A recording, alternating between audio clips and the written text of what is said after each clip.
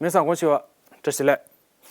ベット This Week へようこそ。こちらはチベットテレビの天神ラックフェルと申します。チベット、ダライラマ法王、そして中央チベット政権に関する1週間のニュースをお送りいたします。それではまずヘッドラインを見ていきましょう。ダライラマ法王はチベットと高麗インドの支援のためのダライラマセンター建設予定地で総席を据えられました。ダライラマ法王はナレンダ・モーディ首相を弔いました。ダライラマ法王は全ローマ教皇ベネディクト16世の正教の方に接して哀悼の意を表明されました。ブラジルのルイス・オナシオ・ルーラーダ・シルバ新大統領を祝福しました。ペンバスリン出席大臣はニューデリーとコルカタにて精力的に視察活動を行っています。台湾のチベット事務所のバワキルサンキャンセ代表はソンガバのバダーランプフェスティバルの記者会見に出席して現状大学のチベット学講座について議論しました。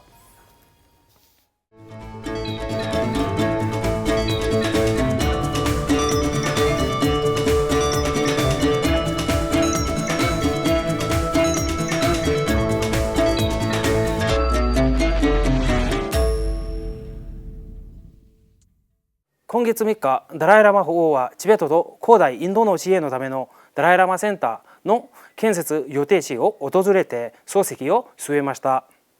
この総席の上幕式にはキレン・リジジュ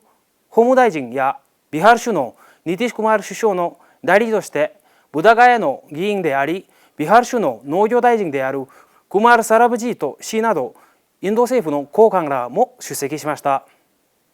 同センターでは心や精神の文化、特に7世紀にチベットに根付いたインドの伝統について学び理解し促進するための総合的なコースを設け、さまざまな知恵的かつ学術的ニーズに対応する予定です。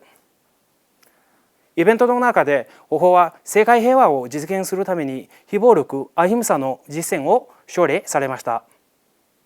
ダライラマ法王は先月31日にブタガヤでの法話を終え、翌日にはゲルカより法王へ長寿の祈りを捧げられました。今回の法話には80カ国から7万人以上の信者が集まりました。ナレンダ・モーディ首相の母親の訃報を受けてダライラマ法王はモーディ首相に書簡を送り、聖地ブタガヤから哀悼の意と祈りを捧げました。さらにチベット亡命政権とチベット人を代表しててペンバスリン出席大臣もモーディ首相に弔辞を送りました。ナレンダ・モーディ首相の母ヒラベン・モーディさんはグジャラート州エムダバードにて99歳で亡くなりました。今月3日、ダライラマ法王は前ローマ教皇ベネディクト16世の訃報に接してニューデリーのカトリック中央協議会へ弔電を送りました。法王は精神的な兄であるベネディクト16世のために祈りを捧げるとともにカトリック教会の方々に哀悼の意を表されました。ベネディクト法王の生涯から学びを得て異なる宗教間の調和と世界平和に貢献するために私たちにはできることをやっていきましょうと述べられました。今月2日、ダライラマ法王はルイス・オナシオ・ルーラーダ・シルバ氏がブラジルの大統領に再び就任したことを祝福しました。ダライラマ法王は大統領が飢えや貧富の格差がなくなるよう尽力していることや、特に生態学的に重要なアマゾンの熱帯雨林の保護に取り組んでいるという点で大統領を高く評価しました。またブラジルの人々の希望を実現するにはあらゆる成功を収めるよう祈りを捧げました。ペンバスリン出席大臣はブダガヤでの日程を終えた後、ニューデリーにて精力的に視察活動を行っています。今月7日にはニューデリーのチベットハウスが主催する普遍的倫理に関する会議に出席しました。今月5日にはニザムディンにあるシェリク印刷所とチベット医学文部学研究所も訪問しました。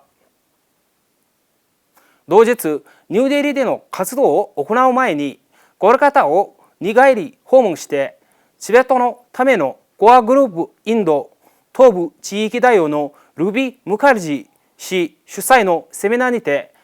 開会の挨拶を行いました。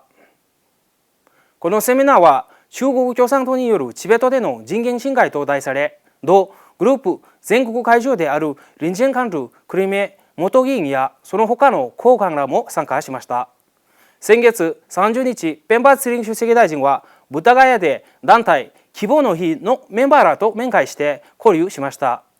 交流の中で主席大臣は日本の教育機関で C ラーニング、社会的、感情的、倫理的な学習を翻訳して教えることを提言しました。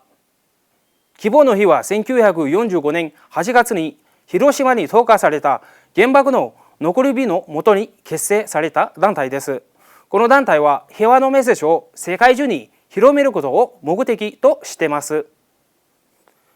12月30日、台湾のチベット事務所のバワ・キャルサンギャンセ代表は国立政治大学人文学科の学生15名に中央チベット政権の政策と業務に関するさまざまな問題について説明しました。チェン・リェンハイ教授を団長とする訪問団はダライ・ラマ保護によって導かれる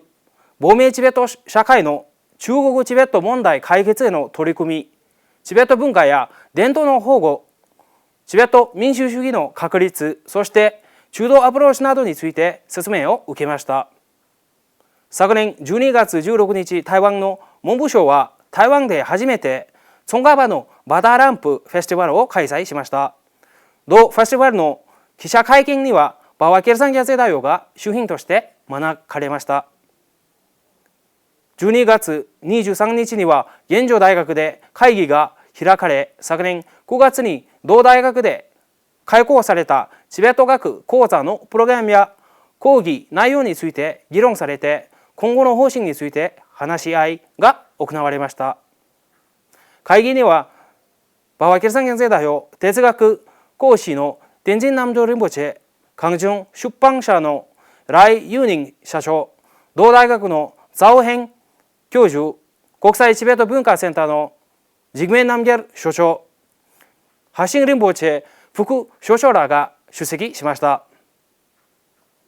皆さん、今週のニュースはこれで以上です。ご視聴どうもありがとうございました。皆さんにとって今週も良い1週間になりますように。はい。